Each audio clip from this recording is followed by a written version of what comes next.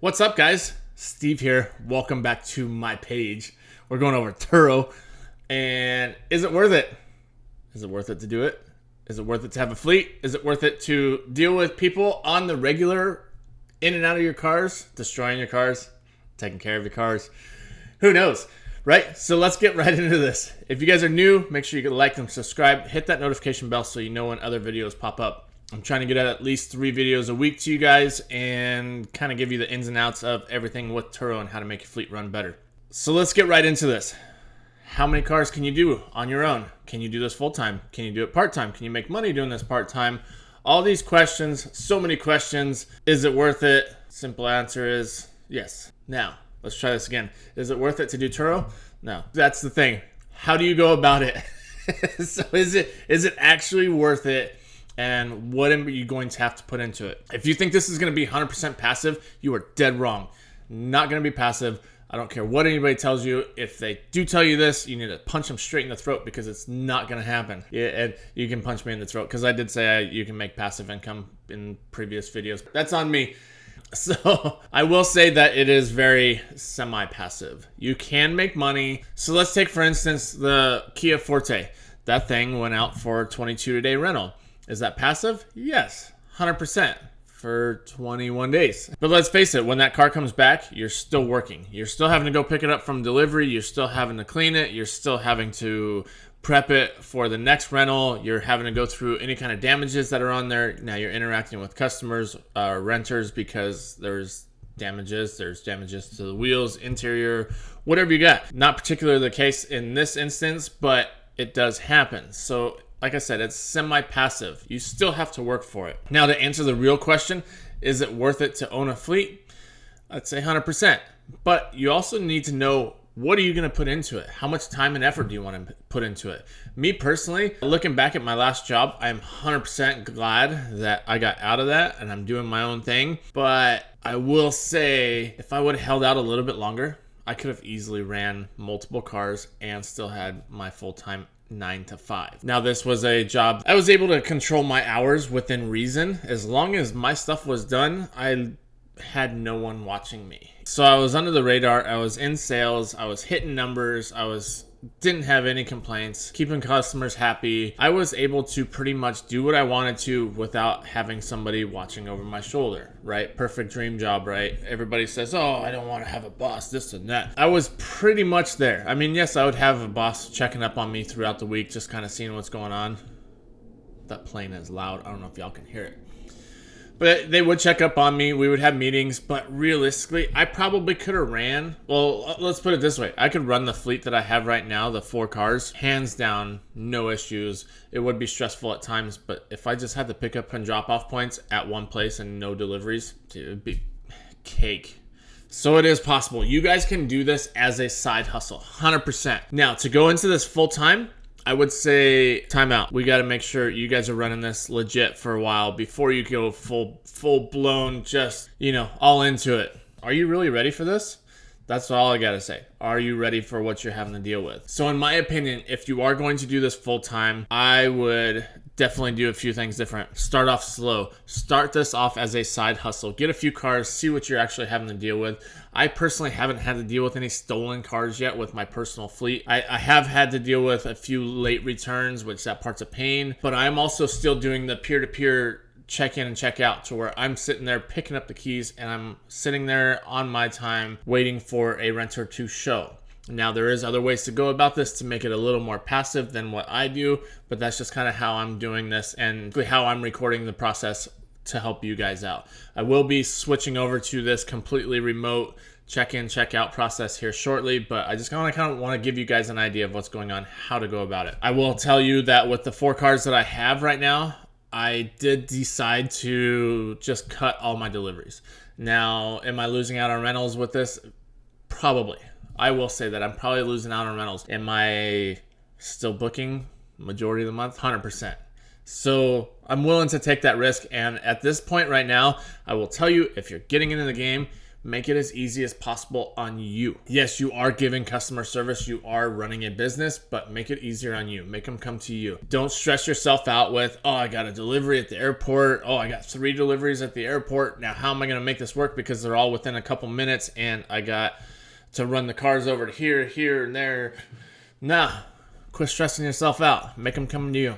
It's at the point right now, y'all know rentals are a shortage.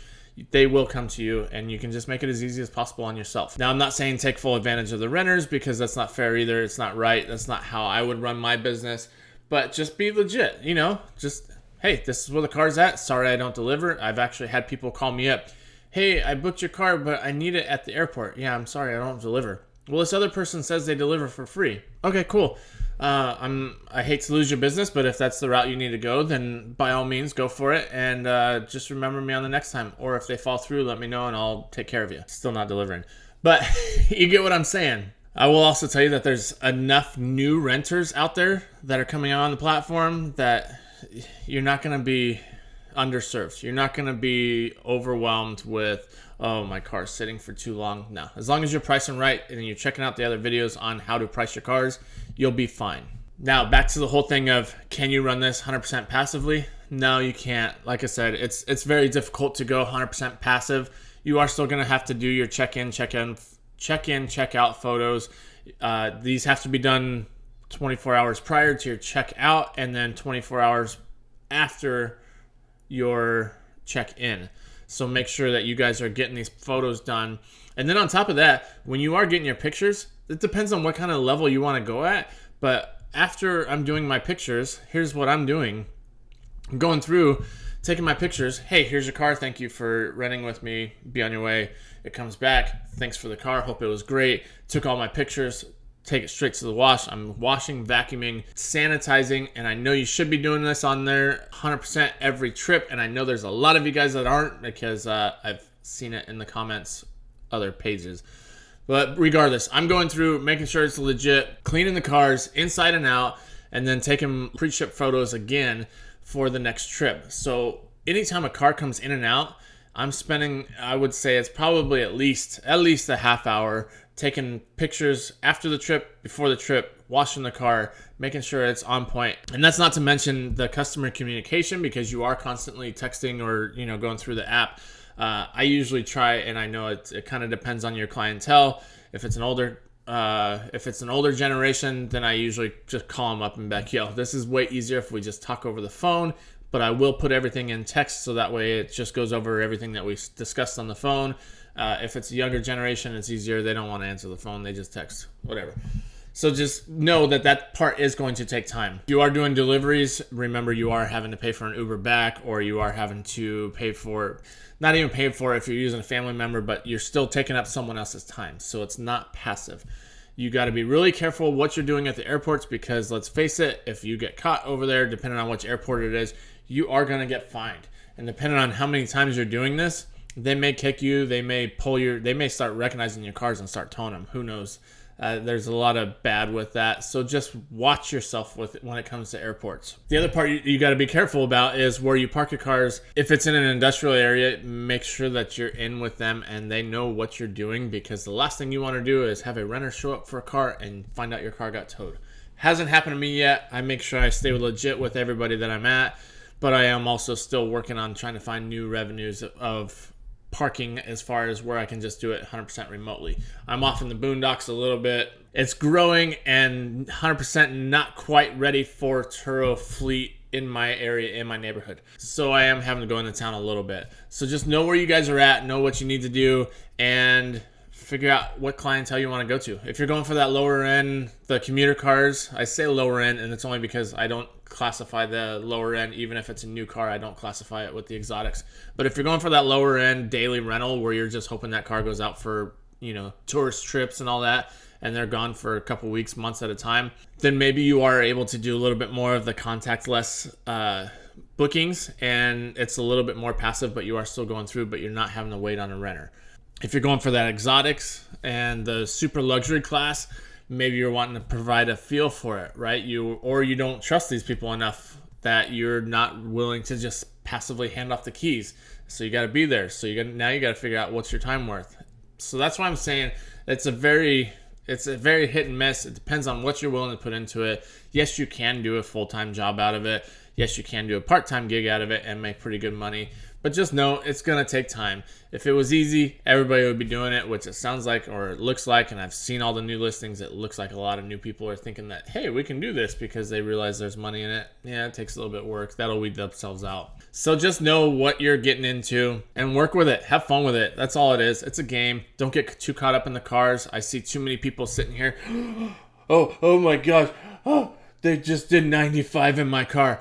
Yeah, you gave them the car. They're responsible for it. Don't sit there and be a worrywart and monitor every move, and then all of a sudden you're sending them alerts saying, hey, you went over the mileage. Hey, your fuel's too low. Hey, I know I'm going to get a lot of hate for this because there's so many of you guys that sit out there and do this. I'm 36 years old. I'm not a babysitter, right? I'm giving the car to somebody that's at least 21 years or older. Let's put it, I'm going to get myself in trouble. Let's just say you're a grown adult. I don't need to babysit you if you're in my car. Let's just say that. Now, I will hold you accountable to what you agreed to when you are in my car. But as far as me sitting there and watching you day in, day out on the app, no. There's too much. Oh, wait, I shaved it off. There's too much gray in this beard for me to worry about that stuff, all right? So just know what you guys are getting into. Hope this helps out for you guys. Remember, like, subscribe, do all that stuff. Hit that notification bell.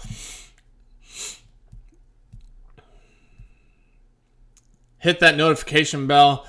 Do whatever you guys got to do. Share this, comment, do whatever. Let me know what you guys think. Are you doing this full time? Are you doing it part time? Are you just thinking about getting into it? If you are, let me know. I can maybe help you guys out. I will have something coming out here shortly for you guys to kind of help automate all this stuff.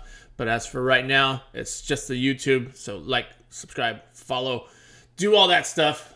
Get this out to as many people as possible. And keep grinding, y'all. We'll catch you guys on the next one. Later.